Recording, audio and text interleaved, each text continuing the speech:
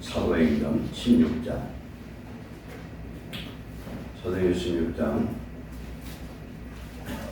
1절부터 34절까지 기도합니다.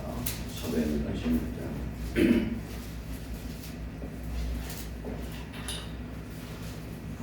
15장 40절부터 시작합니다. 15장 40절부터 교도합니다.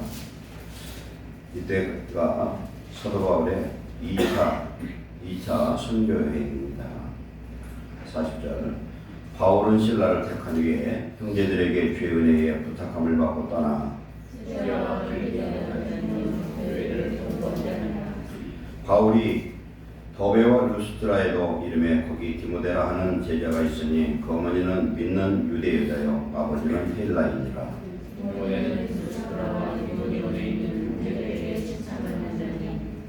바울이 그를 데리고 떠나고자 할새 그 지역에 있는 유대인으로 말미암아 그를 데려다가 할례를 행하니 이는 그 사람들 그의 아버지는 헬라인인 줄 다 알미러라.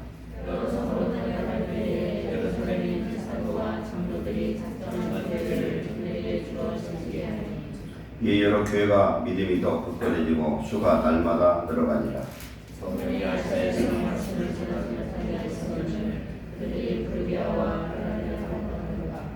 무시아 앞에 이르러 비두니아로 가고자 했을 때 예수의 영이 허락지 아니하시느니라. 밤의 환상이 바울에게 보이니 마게도냐 사람 하나가 서서 그에게 청하여 이르되 마게도냐로 건너와서 우리를 도우라 하거늘. 바울이 그 환상을 보았을 때 그가 곧 마게도냐로 떠나기를 믿으니 이는 하나님이 저 사람들에게 복음을 전하자고 우리를 부르신 줄로 믿느니라. 우리가 드로아에서 배를 떠나 사무들에게로 직행하여 이튿날 네아폴리로 가고 거기서 빌립보에 이르니 이는 마게도냐 땅의 축성이요 또 로마의 주민들아 이 성에서 세례를 받았다. 안식일에 우리가 기도할 곳이 있을까요? 문막 강가에 가다가 거기 앉아서 보인 여자들에게 말하는데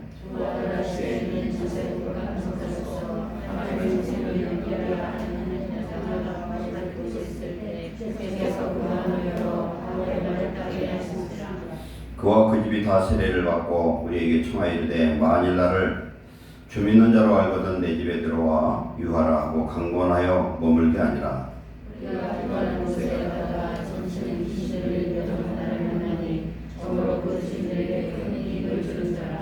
그가 바울과 우리를 따라와 소리질러 이르되 이 사람들은 지극히 높은 하나님의 종으로서 구원의 길을 너에게 전하는 자라 하며 내가 지원하는 한지라 바울이 심히 괴로워하여 너희도 주시리를 이르되 예수 그리스도의 이름으로 내가 네게 명하노니 그에게서 나오라 하니 주시니 주시리라. 요정의 주인들은 자기 수익의 소망이 끊어진 것을 보고 바울과 신라를 잡아 상터로 관리들에게 끌어갔다가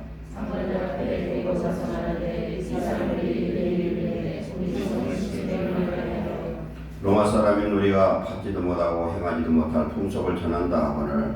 우리가 일제에 일어나고 하나니 사람들이 옷을 지도도 없고 만 이천 후에 옥에 가두고 간수에게 명하여 든든히 지키라 하니 그가 일하는 날마다 그들을 깊은 옥에 가두고 그들을 차고에 든든히 채웠더니 한밤중에 바울과 신라가 기도하고 하나님을 찬송하며 제수들이 듣더라. 이에 갑자기 큰 신이 나서 옥토가 부딪히고 문이 다 열리며 모든 사람에게 것이라 부서지더라. 간수가 자다가 깨어 옥문들이 열린 것을 보고 제수들이 도망한 줄 생각하고 칼을 빼어 자결하려 하거늘. 바울이 크게 소리질러 이르되 네 몸을 상하지 말라. 내가 다른 일이노라 하니 간수가 등불을 달라고 하며 뛰어들어가 무서워 떨며 바울과 신라 앞에 엎드리고 그들을 데리고 나가 이르되 선생님이 영광과 은혜하여 구원을 받으리까 하거늘. 이르되 주 예수를 믿으라. 그리하면 너와 네 집이 구원을 받으리라 하고 주의 말씀을 그 사람과 그 주에 있는 모든 사람에게 전하더라. 그 밤 그 시각에 간수가 그들을 데려다가 그 맞은 자리를 씻어주고 자기와 온 가족이 다 세례를 받은 후 그들을 데리고 절벽에 올라가서 중심을 세우고 구원 주만이 하나님을 믿음으로 크게 구하더라. 아멘. 하나님 오늘 주신 말씀이 귀한 은혜의 말씀이 되게 하시고 어떤 혼란과 고난 속에도 주님께 찬송과 기도로 아뢰므로 하나님의 놀라운 능력을 나타난 것처럼 우리의 삶 속에서 하나님 기도와 찬송이 끊어지지 않게 하시고 하나님을 기쁘게 하는 성도가 되게 하옵소서. 종이 주의 시간 성령의 은혜를 더하셔서 하나님의 말씀을 태어나게 하옵소서. 예수님의 이름으로 감사하며 기도하옵나이다. 아멘. 오늘 말씀은 사도 바울이 선교 3차 여행까지 있었는데 한번 띄워주시고 2차 여행을 하는 과정에서 있었던 일입니다. 한번 지도를 보고 설명을 해드리겠습니다.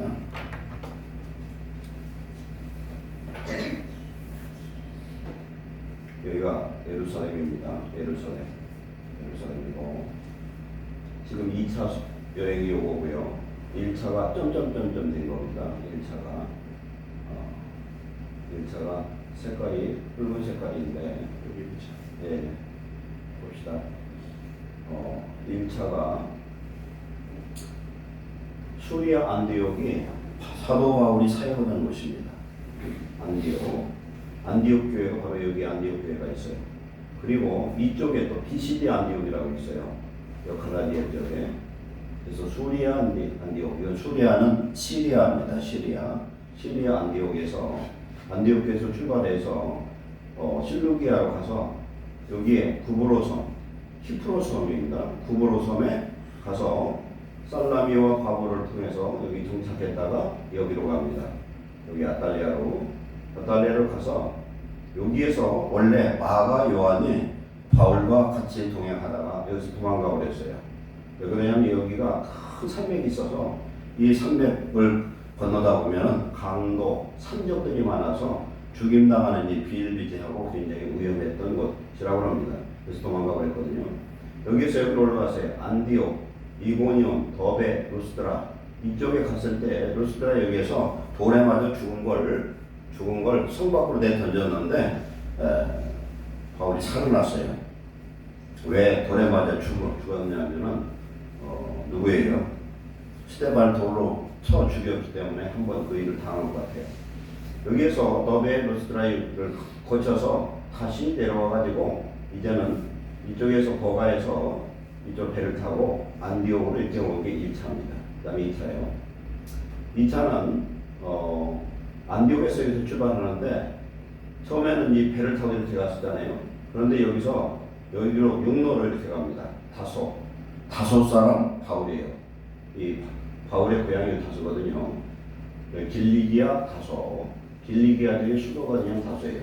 여기에서 더베, 루스드라, 이고니온, 안디옥으로 해서 쭉 거쳐서 이 드로아로 해가지고 드로아, 사모드라게 여기 조그만 섬이 있어요. 그리고 네아폴리 거쳐서 빌립보 여기에 도착했는데 빌립보는 알렉산더 대왕의 아버지 이름이 빌립입니다. 빌립 왕인데 그 이름을 인용해서 이 빌립보가 생겼습니다. 그래서 이 지역을 그 당시에 마게도냐라고 해요. 마게도냐. 그리고 당시 지역은 아가야라고 하고. 그래서 그 당시 마게도냐의 수도는 어디냐면 데살로니가고, 그 다음에 남부는 고린도. 아덴은 아테네고. 해서 일로 해서 통과해서 아볼로니아, 데살로니카. 빌립보를 거쳐가지고 여기 데살로니카 거쳐서 이렇게 움직이죠. 베리아 사람은 하나님의 성경을 참조하더라 이렇게 하는 내용이 나오는데 여기서 다시 배를 타고 일로 갔다가 아덴으로 갔다가 고린도 가서 겐그레아서 사도 바울이 머리를 깎았어요. 소원했던 대로 머리를 깎고 에베소를 거쳐서 여기서 다시 리를 이렇게 가요. 여기 2차거든요. 여기 한번 본길에 한번 봅시다. 시리아 지역이고 여기 유대 지역입니다. 이렇게 되고 갑바도기아가 여기 있고 본도, 비두니아는 요회가 흑해예요. 지금 여기가 흑해인데 사도 바울이 여기에서 어디로 가려냐면 이 비두니아 이쪽으로 가려고 했어요. 즉 아시아 쪽에 돌려고 했는데 비두니아를 가려고 했는데 여기서 성경 말씀 보니까 마게도냐 사람이 하나가 서서 손으로 까불어오는 거예요. 건너오라고 한 것이 하나님의 그런 음성이라고 봐야 되겠죠. 그래서 성령이 오늘 말씀을 보면은 6절에 성령이 아시아에서 말씀을 전하지 못하게 하시거늘 그들이 부르기아와 갈라디아 땅으로 다녀가 무시 앞에서 비두냐로 가고자 하는데 무시하고 어디에요? 여기에서 비두냐로 일로 가라 했더니 여기서 마게도냐 사람이 손짓을 하는 바람에 드로아를 여기에서 배를 타고 성도들에게 네아폴리, 빌립보 여기 가서 말씀을 전하는 그런 내용입니다. 그래서 보시면은 당시의 그 지명이 이게 터키입니다. 터키. 그래서 요한계시록 2장 3장에 나타난 아시아 7교회가 여기다 붙어있어요. 여기에 가 있습니다. 이쪽에 보면은 가파도기아, 위에는 본도, 여기에 칼라디아, 부르기아, 아시아, 비시디아, 파밀리아, 루기아 자꾸 보시면 좀 이해할 수가 있는데 여기 크레테 섬이고 여기가 남쪽 여기가 현재 그리스죠. 이쪽 로마가 여기 있고요. 그래서 마게도냐, 아가야. 그 다음에 3차 뛸 수 있으면 한번 빌려요. 3차는 어떻게 했나 봅시다. 3차는 안디옥에서 시작해서 이리로 갔다가 일로 돌아서 이렇게 돌아서 일로 가지고 이렇게 왔다. 지금 이렇게만 보겠습니다. 이제 말씀으로 돌아가서 봅시다. 바울과 실라가 처음에 바나바와 함께 하려고 하다가 여기서 나눠지는 이유가 1차 여행 때 마가 요한이 바나바의 생길인데 중간에 도망가 버렸어요. 그 바나바는 이 요한을 데리고 가려고 하니까 사도 바울이 화를 내고 못 데리고 간다는 거예요. 가다가 또 도망갔던 그런 뭐라고 할까 신실하지 못한 사람을 데려갈 수가 없으니까 여기에서 보면 갈라지는 거예요. 바나바가 마가 요한을 데리고서 이쪽 구브로 섬으로 갑니다. 근데 바나바의 고향의 기념이 구브로 섬이에요. 일로 가서 이렇게 나눠지고 바울과 실라는 이렇게 해서 2차 여행을 하게 되는 거거든요. 그런데 바울이 더베와 루스드라에 이르러 여기 더베, 루스드라 이쪽에 이르러서 누구를 만나냐면 디모데를 만나요. 그의 어머니는 유대인이고 아버지는 헬라인이라 이 사람은 신실한 그런 믿음이 있는 사람이라 데려다 할례를 행한 것은 왜냐하면 이 지역 유대인들이 많은 지존촌이 있었던 것 같아요. 그러다 보니까 성경에서 주님의 뜻은 아니지만은 그들의 환심을 살려고 할례를 행하고 데리고 간 것 같아요. 그래서 디모데를 영적인 아들이요 제자로 양육하게 됩니다. 이때에 5절에 여러 교회가 믿음이 더 굳건해지고 수가 날마다 들어간다. 초대교회도 그래요. 우리나라 초대에 보면은 중국도 그렇고 어떤 나라도 초대 성령이 임하면요 엄청난 부흥의 역사가 나타납니다. 그런데 지금 시대적으로 그런 성령의 역사가 지금은 많이 약해졌어요. 지금도 전 세계적으로 보면은 복음이 들어가서 놀라운 부흥의 역사 나타나는 데는 성령의 역사가 완전히 될 데가 없습니다. 예를 들어서 중국이나 어디로 가서 우리나라에서 뭐 기도해서 그런 은사나 이런 게 역사하지 않는 목사님도 하나님이 가서 그 보내서 안수하면 귀신도 나가고 병도 나고 기적이 나타나요. 이건 왜 그렇습니까? 하나님이 그 말씀을 증언하신 줄 믿습니다. 하나님의 역사예요. 6절에 성령이 아시아에서 말씀을 전하지 못하게 하셨다. 그리고 7절에 보면 무시 앞에 이르러 비두냐로 가고자 했을 때 예수의 허락지 아니하시니라. 성령이 뭐예요? 여기서 예수의 영입니다. 성령은 갈라디아 4장 6절은 아들의 영이라고 말씀하고 있고 로마서 8장 9절에는 그리스도의 영이라 이렇게 말씀합니다. 계시록 1장에 보면은 일곱 영, 일곱 눈, 일곱으로 나타나는 그 영은 예수 그리스도의 영이다. 즉 하나님의 영은 예수님의 영, 아들의 영이다. 그렇게 보시면 되겠고 여기에서 이제 그들이 빌립보에 도달했습니다. 그래서 마게도냐 지방의 첫 성이다. 여러 가지 지역이 있지만 빌립보 성이 큰 성이었던 걸 알 수가 있고 안식일 날 바울과 실라가 기도할 곳을 찾아서 강가로 갔다가 누구를 만나냐면은 사색 옷감장사 루디아를 만나요. 빌립보 교회는 어디가 빌립보 교회가 되냐면 바로 이 자주색 옷감장사 루디아의 집이 빌립보 교회가 됐어요. 초대교회는 전부 성도의 집이 교회가 됐다는 겁니다. 교회에서 집에서 예배를 드리다 그 장소가 이제 정상 교회가 되죠. 그런데 여기서 루디아를 만났는데 한 여자가 말을 듣고 14절입니다. 있을 때 주께서 그의 마음을 열어 바울의 말을 따르게 하시니라. 주께서 누가? 성령 그의 여인의 마음을 열었다는 겁니다. 당시에 자색 옷감 장사는 굉장한 부자예요. 왜 그러냐면 자주색 옷 옷감은 아무나 못 입는데 뿔고동 10,000개를 깨서 거기에서 똥을 가지고 옷 하나를 만들 수 있을 정도로 굉장히 힘들고 옷감 염색하기가 힘들었던 것 같아요. 그런데 이제 15절에 그 루디아와 그 집이 다 세례를 받고, 초대에는 예수님을 믿는 그날 세례를 다 받았어요. 요새는 세례를 학습도 하고 그렇게 하는데, 실상은 예수님을 구주로 믿고 죄사함을 받고 주님으로 내가 영접하는 그날 세례 받는 게 원칙이에요. 교육을 받고 그런 게 아니라 원칙은 물세례와 성령 세례가 동일해야 되는 겁니다. 자기가 예수를 영접할 때 성령이 그 안에 임해야, 성령으로 말미암지 않고는 예수님을 구주라 시인할 수가 없지 않습니까?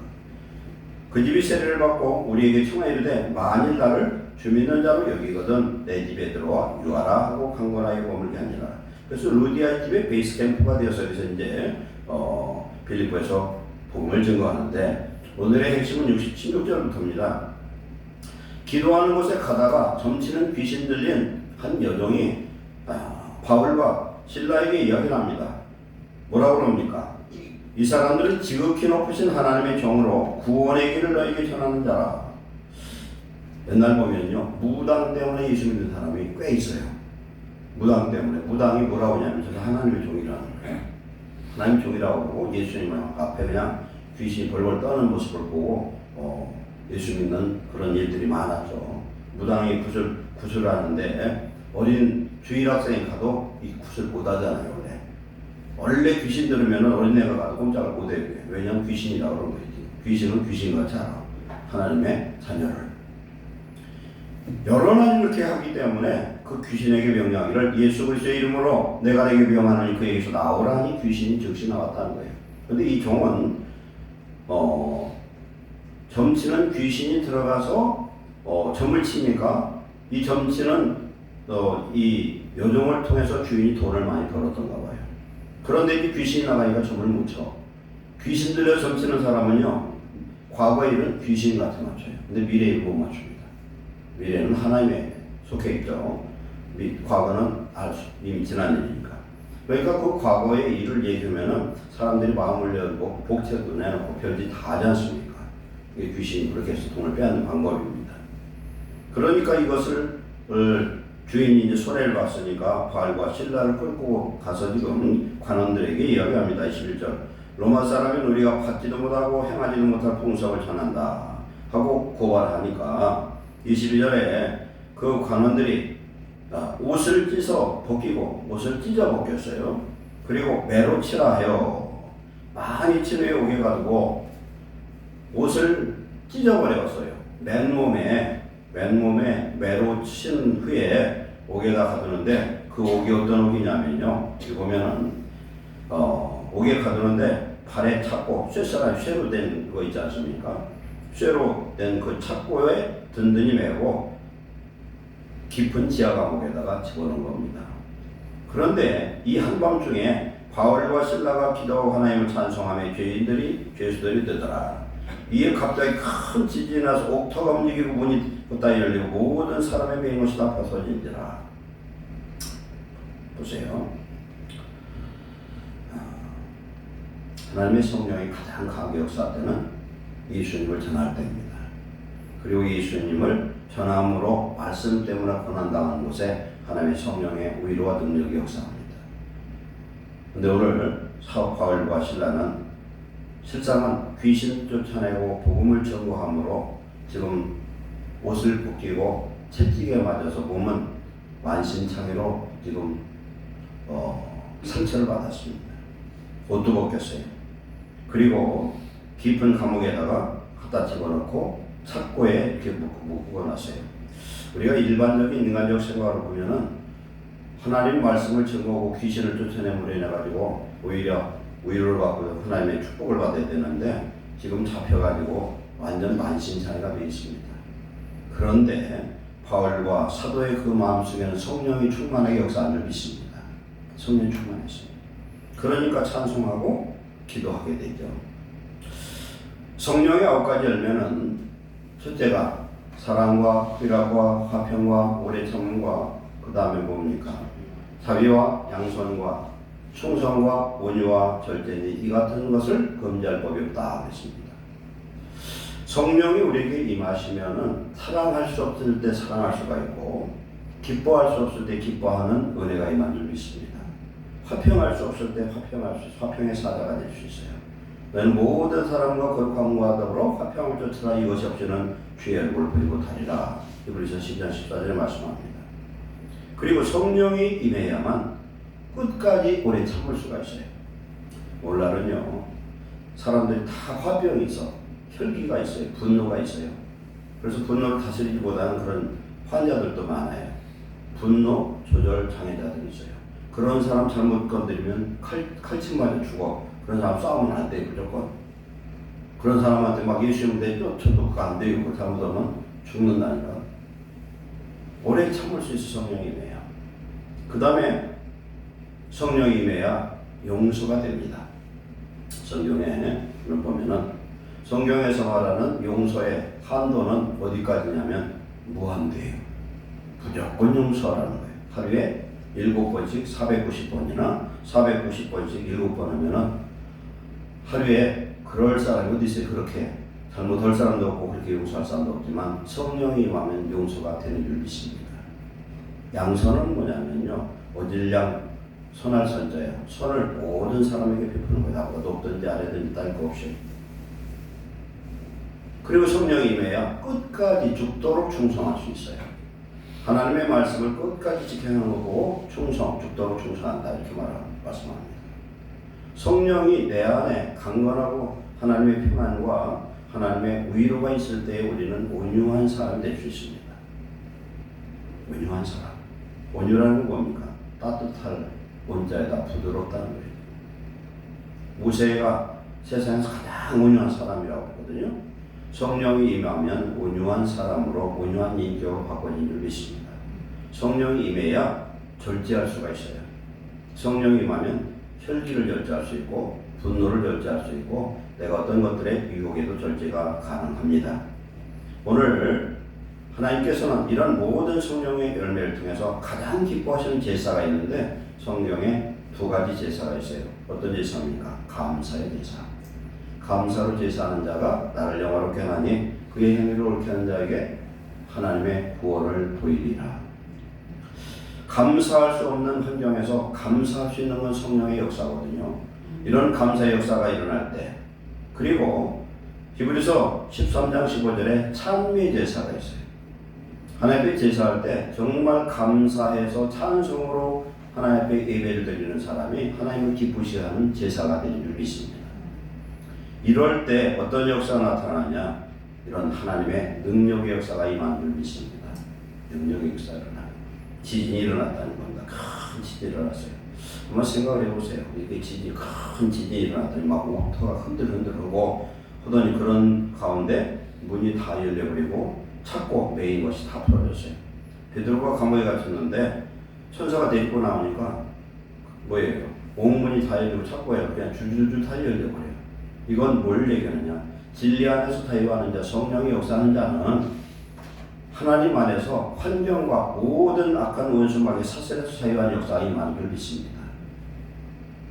오늘 낮에 말씀이 뭐죠? 약할 때 강하게 하시는 하나님. 내가 약하고 내가 병들고 내게 약점이 있을 때 우리는 엎드려 기도하게 됩니다. 내가 약해질 때 우리는 겸손해지고 내 자신 하나 앞에 온유하고 겸손한 심령이 됩니다. 그런 약함이 있을 때 하나님 앞에 기도하고 하나님 앞에 낮아지게 되면은 하나님이 그 약함을 통해서 기도할 때에 하나님이 역사하셔서 하나님이 그를 강건하게 변화시켜 줄 줄 믿습니다. 어떤 사람은 이 문제가 해결돼야만 살 것 같은데 그 문제 그대로 있음에도 전혀 자유에 장애받지 않는 자유자가 있습니다.